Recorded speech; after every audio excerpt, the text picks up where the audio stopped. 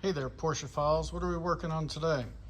We got this beautiful 2000 Boxster, low mileage. It's like a Boxster invasion. And what we are going to attempt to do is get all of this crap out of the front trunk, or the frunk. So the way they've wired it up, I had to pull the spare tire because they didn't take all the wires in one direction. They took them in both directions. So we're going to get the carpet out and hopefully put this guy back to stock. That's the goal. So we're going to work on the front end first, and then we'll get in on the radio part. So if you've never seen what's under the carpet in a Boxster, none of this shit's actually supposed to be here. But hey, they did a fancy job of routing. I just think that as Porsche owners, we should unite against these stereo guys and tell them to stop using fucking drywall screws and decking screws to install their stuff. They actually make nice little mounts that will epoxy to the car, as opposed to drilling a hole through the sheet metal. Oh goodness. But yeah, now that we've got everything exposed, the only thing I can't figure out is where the black wire goes, because it disappears somewhere behind the battery. And it's not attached to the ground, body ground. So we'll keep hunting that down, and then we'll find it and we'll rip it out. All right, we're gonna keep going. So I don't know if y'all have ever seen any of my other stereo deconstruction videos, but I like to have fun with them because, I mean, some poor kid probably poured his heart out into this, right? But one thing I like to make sure that I always do is stuff all my extra cable wadded up right above the accelerator, because right up there was a good spot to stuff it. Yeah, give me a fucking break. I mean, we could probably take that apart and see how long this wire is. It's probably long enough to go through 3 Porsches. Anyway, yes, I am having a blast with this. All right, we're gonna keep going, and I think we're getting close to removing all the crap out of the car. So that is all the stuff that is not supposed to be there. So now we can get on to putting the stuff back in that is supposed to be there.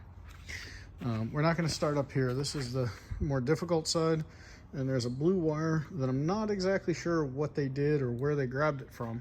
But the good news is we got another one over there, plus we have all the factory wiring diagrams. What we're going to do here is, you know, nothing, again, not rocket science.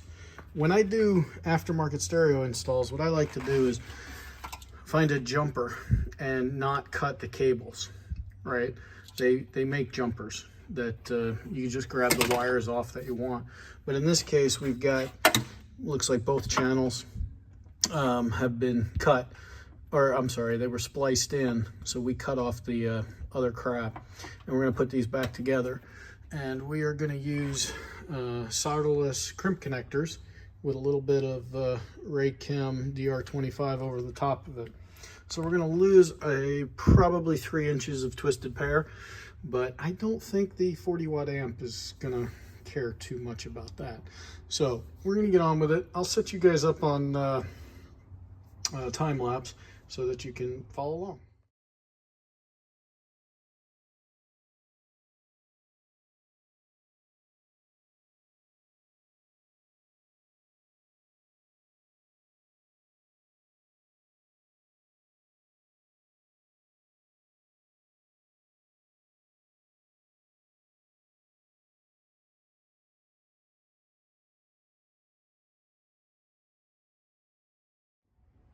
All right, we've got those connections made. After I test the system to make sure that this is all actually working, I'm probably going to put a couple of wraps of black tape around that, just to hold everything together. I mean, it sits behind the carpet, so it's not a huge deal, but we just want it to stay together. Now it's weatherproof.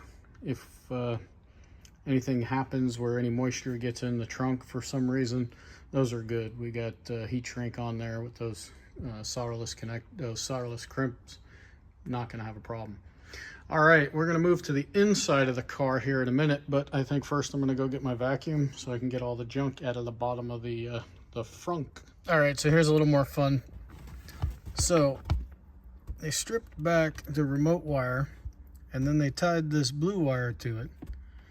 But other than some electrical tape that they wrapped who knows how, looks like all he did was just wrap this around there. There's no solder, nothing.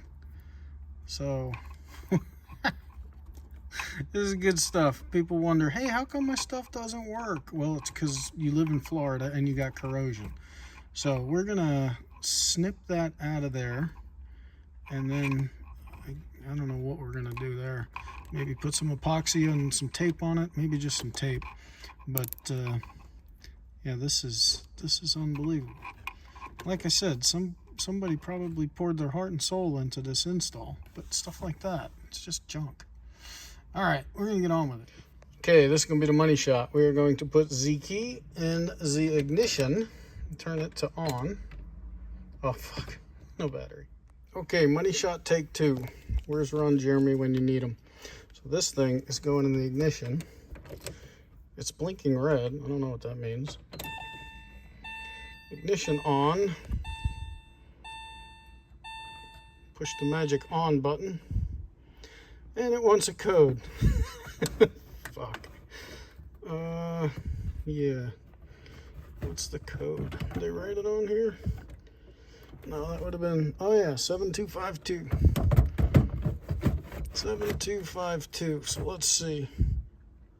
7 2 5 2.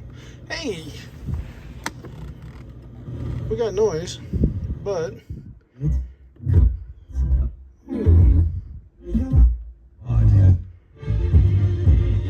oh yeah, listen to those speakers. Yeah, that's the front speakers. Oh Jesus, that sounds terrible.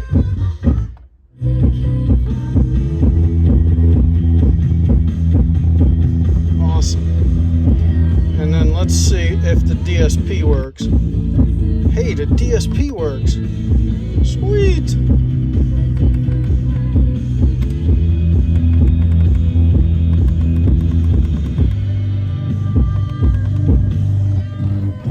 I do believe, yeah, it's this thing. So, but the good news is we got speakers in the back working. Are these up here working? Yes, they are. Hey! Alright, now we just gotta go figure out why is that speaker banging like that. Alright, we're gonna close out this video for now. And we'll go deal with speakers. I'll show you that another time. Y'all have a fantastic day. Check us out at BreitWerks.com.